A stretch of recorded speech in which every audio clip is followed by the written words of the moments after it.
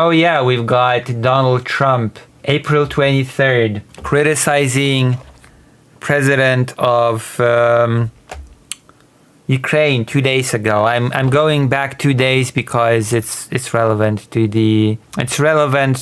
events, okay? It's relevant to the current state of the world. Ukrainian President Volodymyr... Okay, so context. The context is that basically the United States once again tried to pressure Ukraine into a highly unfavorable position by stating that it should just accept that Crimea is part of Russia as part of peace talks, as part of a ceasefire, or whatever else the US is trying to concoct. And Vladimir Zelensky said that it is actually unacceptable for Ukraine to recognize Crimea as just part of Russian territory now.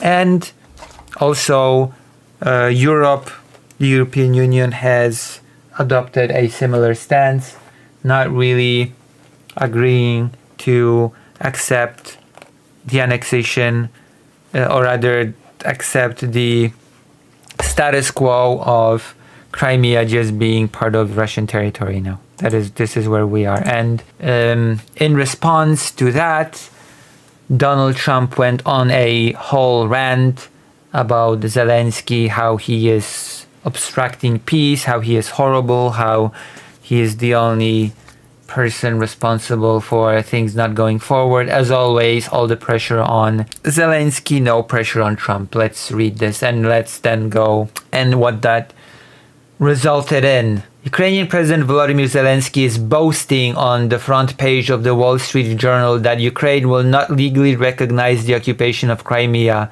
There's nothing to talk about here. I mean, it's basically, there was this nice comparison that I've read somewhere, that imagine that someone broke into your house to take over the entirety of your back lawn, right? And the entirety of your back garden.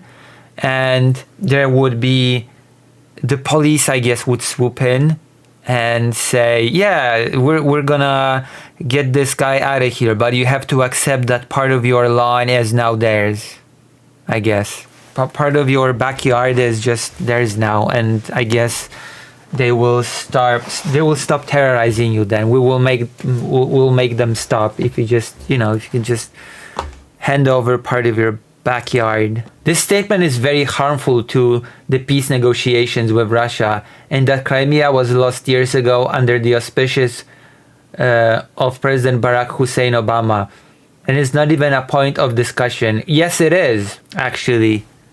Crimea has been a point of discussion all this time. This is why people keep saying that Trump doesn't just not know anything about this conflict, that he has negative knowledge about this conflict. Like, Crimea has been a point of discussion all this time. Nobody is asking Zelensky to recognize Crimea as Russian territory, but if he wants Crimea, why didn't they fight for it 11 years ago when it was handed over to Russia without a shot being fired? Because the United States of America, your country, pressured Ukraine not to fight for Crimea. That is why. The area also houses, for many years before the Obama handover, major Russian submarine bases. It's inflammatory statements like Zelensky's that make it so difficult to settle this war. Yes, it's definitely not the fact that Russia first rejected the unconditional ceasefire for 30 days. It's not the fact that Russia then tried to push for a partial ceasefire, but only under the condition that some sanction would be lifted. I think territorial concessions were also part of it, the 4 territories, 4 oblasts, and it's just, no, it's definitely not Russia standing in the way of peace. No, it's that evil bastard Zelensky trying to preserve the territorial integrity of Ukraine that is in the way of achieving any semblance of peace. Yes, Ukraine is just stalling, evidently. Yes, it's because of Zelensky that it's difficult to settle this war. He has nothing to boast about. It's not a boast, by the way, it's just a statement of fact. He was not boasting, he was just making a firm stand he was just strongly advocating for the integrity of the Ukrainian territory, you know, as a country's leader should do, right? A person that is at the helm of navigating the biggest war since World War II, it would be pretty worrying if he'd be just willy-nilly saying, oh yeah, this territory is now Russian, that territory is now Russian, all for the sake of peace. I think Czechoslovakia did that, and it did not end well. The situation for Ukraine is dire. He can have peace, or he can fight for another 3 years before losing the whole country. I have nothing to do with Russia. That's a lie. That's a blatant lie. But have much to do with wanting to save, on average, 5,000 Russian and Ukrainian soldiers a week. I just noticed that Trump has, however, no interest in saving any Ukrainian civilians, since he refused to sell any anti-air equipment that Zelensky wanted to purchase from the United States. And as we know, the death count in civilians in Ukraine has been ramping up rather significantly in recent times. So when you hear from Donald Trump that he wants to stop the killing, do not believe it for a second. Well, now at least here he specifies that he wants the soldiers not to die. Like, he didn't mention even civilians in this little rant because, well, again, he refused to sell to Ukraine the most important thing to help them to avoid casualties: anti-air systems and missiles. 5,000 Russian and Ukrainian soldiers a week who are dying for no reason whatsoever. Yes, Ukrainian soldiers are absolutely dying for no reason whatsoever. There's not an invading force that is waging a genocidal war in Ukraine. Absolutely not. Bucha never happened, Izium never happened, Irpin never happened, Mariupol never happened, many other places never happened. The daily bombings and terror on all of the Ukrainian cities and towns, they don't happen. Ukraine was definitely not attacked during Easter service. The Kyiv Children's Cancer Hospital has definitely not been attacked. No, that those things have not happened, and therefore the Ukrainian soldiers are definitely fighting for no reason whatsoever. Russia has never stated that Ukraine doesn't exist, that Ukrainian identity has to be erased. It has never compared Ukrainian people to vermin. None of these have. No, it's just pointless. It's just pointless for Ukrainian soldiers to fight. No reason whatsoever. Absolutely none. No. They're absolutely not defending anything from anyone. What an idiot. What an absolute idiot. The statement made by Zelensky today will do nothing but prolong the killing field, and nobody wants that. You don't give up. You don't care. We are very close to a deal. That's a lie. Just recently, Trump has expressed that if things don't get done soon, he will just walk away from trying to achieve peace altogether. He already expressed that he will get the United States out of any peace talks altogether if he doesn't get any sort of results soon. So that's a complete lie that they're close to a deal. We are very close to a deal, but the man with no cards to play should now finally get it done. It's just bullshit. It's just this bullshit pressuring of, yeah, whatever you have to give up, give it up. Let's just end it.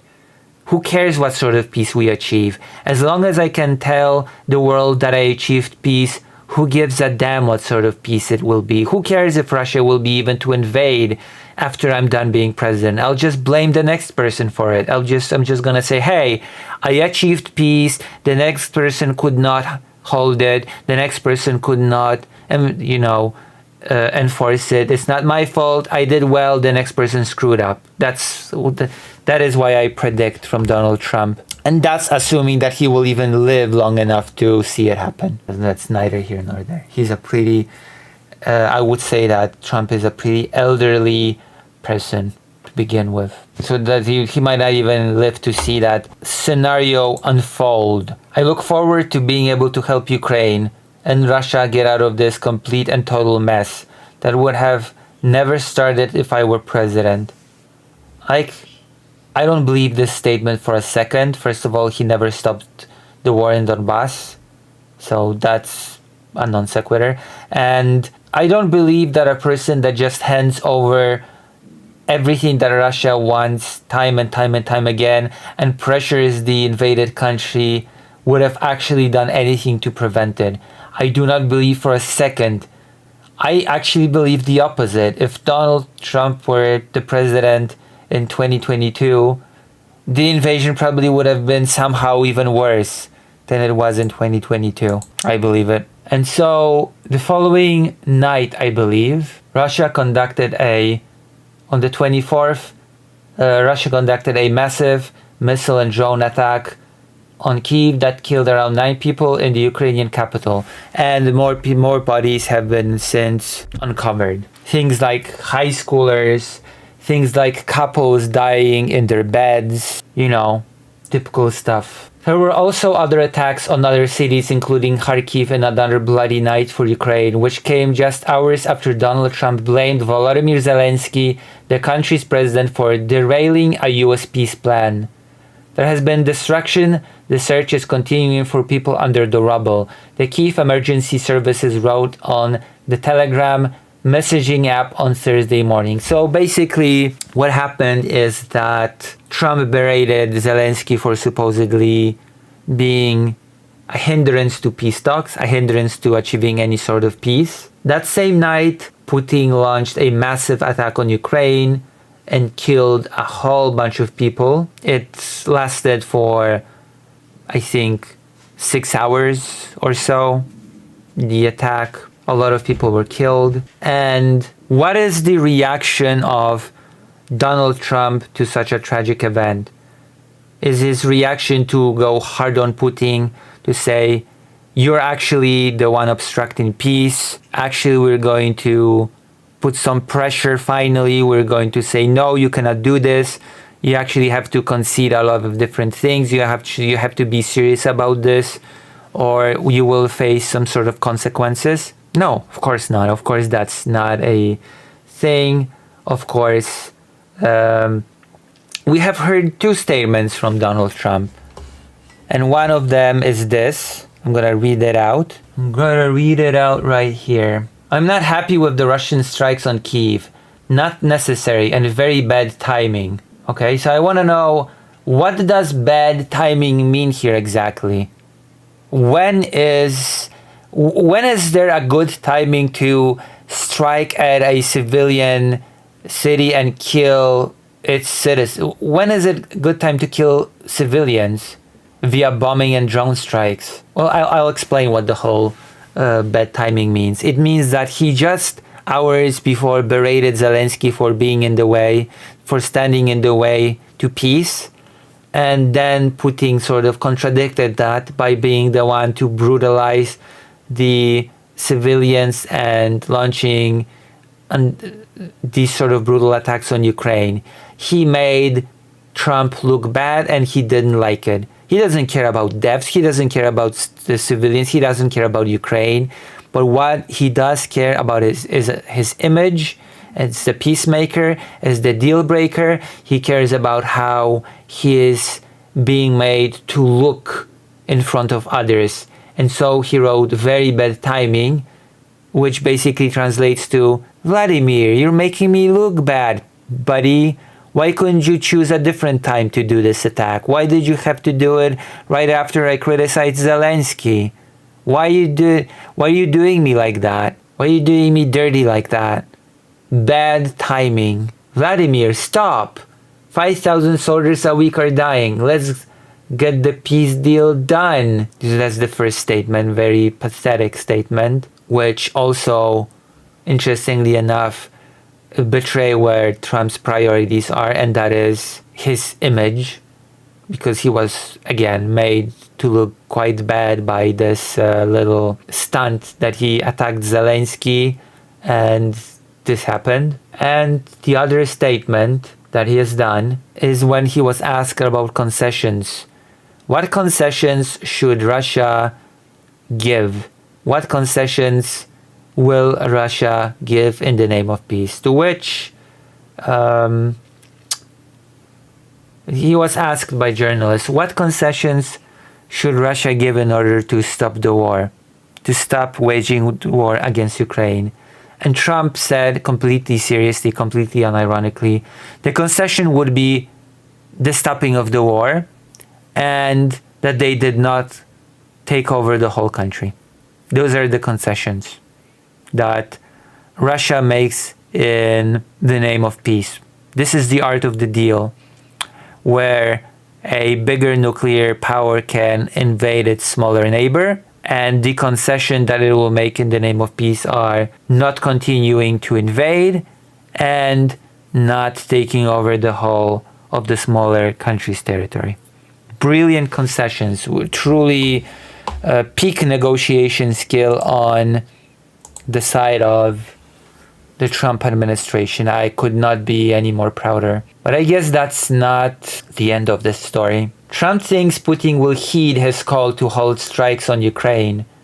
Donald Trump has said that he thinks Russian President Vladimir Putin will listen to him after he issued a rare rebuke of Moscow's leader, calling on him to halt strikes on Ukraine. This is the most lackluster rebuke that I've ever heard. This is the most pathetic rebuke, and I don't really believe for one second that Putin will stop, okay? And if he will stop, if by some chance Putin will decide to stop the attacks now, he will basically use this as a political tool to get even more from Trump of what he wants, which already is basically being given everything. But you know what? Russia could always get more. The US president turned his criticism on Putin after Kyiv was attacked. He said, Vladimir, stop. Oh my gosh. What? Wow.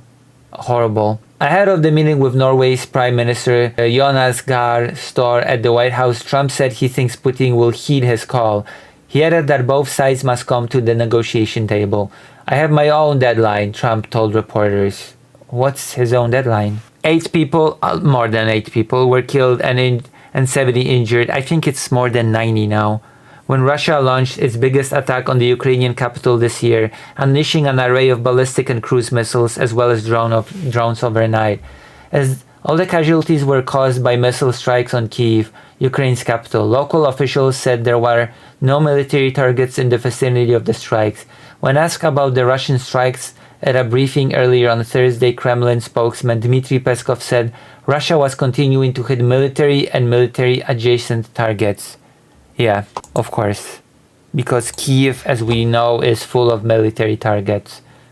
Trump's rare rebuke of Putin followed his criticism of President Volodymyr Zelensky on Wednesday for saying Ukraine would not recognize Russia's occupation of Crimea, a long-time Kyiv stance. I'm sorry, but compare those rebukes, okay? Compare Trump rebuking Zelensky to Trump rebuking Trump. There's a little bit of a difference between Zelensky's a dictator, Zelensky's the worst, Zelensky's illegitimate as president, Zelensky's obstructing peace, Zelensky's boasting and he has no cards, and Vladimir, stop! No, please, stop! No! Oh, come on. I don't even count this as a rebuke, necessarily. The question of international recognition of the illegal occupation of the peninsula has become the pivotal issue of US-led peace negotiations. According to multiple reports, American officials are open to recognizing Crimea as Russian territory for the sake of a peace deal. Yeah, of course. Of course, Trump's US is ready to throw Ukraine under the bus for the sake of achieving a political win, let's be honest. For building a legacy for Donald Trump. Nothing else matters. Oh, and for the sake of normalization of relations between Russia and the United States, of course. But top European diplomats have voiced opposition to such a move.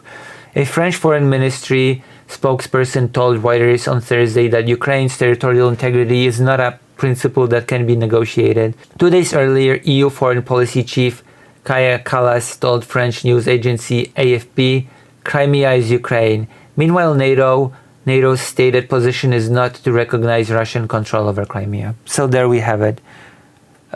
This betrays once again what Donald Trump's priorities are, what he sees as important, how he plans to proceed with the peace talks, which side again is receiving the brunt of pressure, and which side in practice actually really is hampering any progress to peace.